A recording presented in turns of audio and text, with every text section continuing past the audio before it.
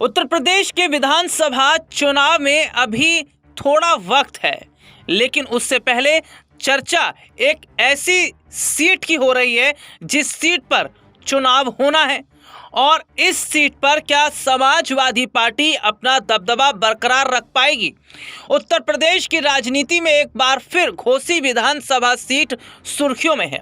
Samajwadi party के विधायक सुधाकर सिंह के निधन के बाद इस महत्वपूर्ण सीट को रिक्त घोषित कर दिया गया है।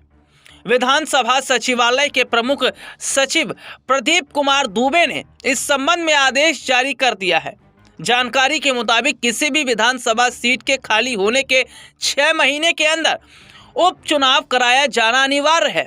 ऐसे में घोसी में एक कार्यकाल में दूसरी बार उपचुनाव की तैयारियां शुरू मानी जा रही है।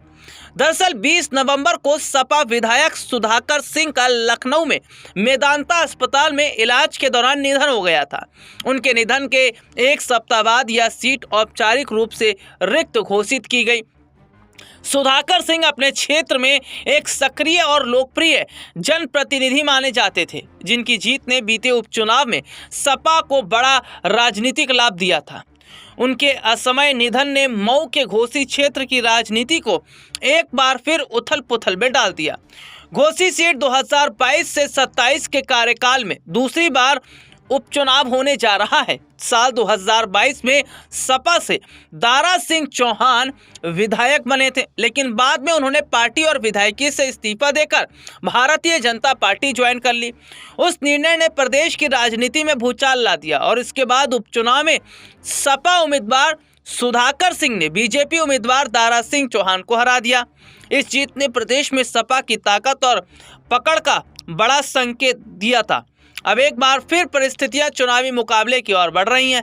इस बार दांव पहले से बड़ा है, क्योंकि यह चुनाव सीधे 2027 विधानसभा चुनाव के परिणामों को प्रभावित कर सकता है। इसलिए घोसी का उपचुनाव सत्तारूढ़ बीजेपी और मुख्य विपक्षी सपा दोनों दलों के लिए प्रतिष्ठा का प्रश्न बनेगा।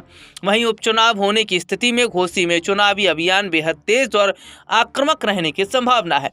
बीजेपी पिछली हार का बदला लेने और पूर्वांचल में अपनी पकड़ मजबूत करने की कोशिश करेगी।